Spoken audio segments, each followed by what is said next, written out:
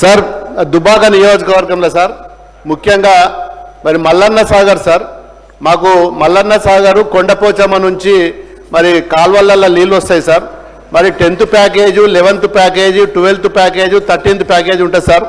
మరి దాంట్లో మరి ఉప్పర్పల్లి కెనాల్ సార్, ఇంకోటి శంకరంపేట కెనాల్ సార్, ఇంకోటి రామాయంపేట కెనాల్ సార్, ఇంకోటి సిద్దిపేట కెనాల్ సార్. ఈ కెనాల్లో మెయిన్ కాలువలు తవ్వినాం సార్.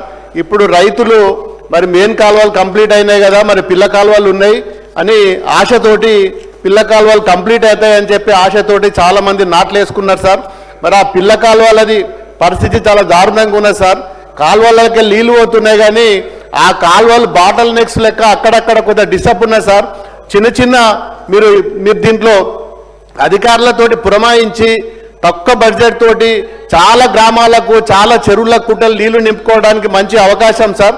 మరి దీన్ని మీరు దృష్టిలో పెట్టుకొని ఆ మెయిన్ కెనాల్ నుంచి సబ్ కెనాల్కు వాటర్ పోవడానికి మరి కొంచెం ఈ 15 నెలల రోజులలో కంప్లీట్ చేస్తే కొన్ని 100 ఎకరాలు 1000 ఎకరాలు మరి పంటలు ఎండిపోతున్నాయి సార్. మరి మా సొంత మండలం దుబ్బాక మండలంలో ఒక అచ్చమాయపల్లె పోతారం మధ్యలో మా రైతులే స్వయంగా డబ్బులు వేసుకొని బ్లాస్టింగ్ చేసుకొని మిషన్ పెట్టుకొని టిప్పర్లు పెట్టుకొని కాలువలు తవ్వుకుంటారు సార్. దానికి కూడా మీ డిపార్ట్మెంట్ సహకరిస్తలే సార్. మరి నిన్న రాత్రి తవ్విన కెనాలు మరి మట్టి వస్తే కూడా కొట్టుకపోయింది సార్.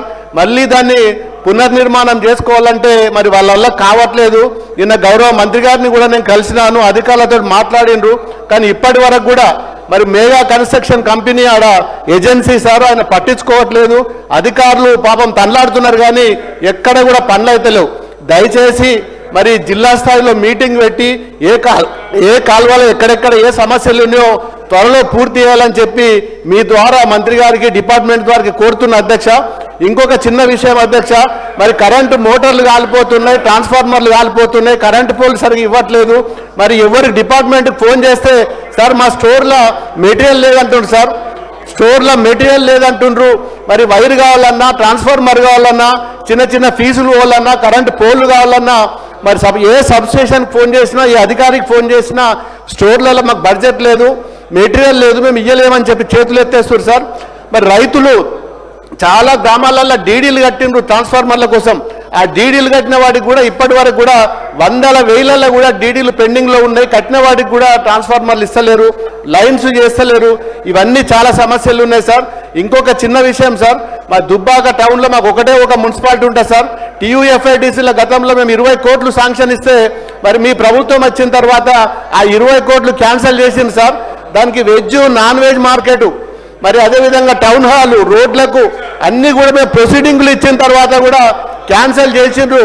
దయచేసి ఈ 3 విషయాల మీద మరి తొందరగా పరిశీలించి మరి మా అన్ని మండలాలకు నీరందించే విధంగా సబ్ కాలువలు కంప్లీట్ చేసే విధంగా ఈ కరెంటు సంబంధించి రైతులకు సంబంధించి TUFID సంబంధించింది తగిన చర్య తీసుకోవాల్సిందిగా మీ ద్వారా కన్సర్న్ మంత్రులను అధికారులను కోరుతున్న అధ్యక్ష.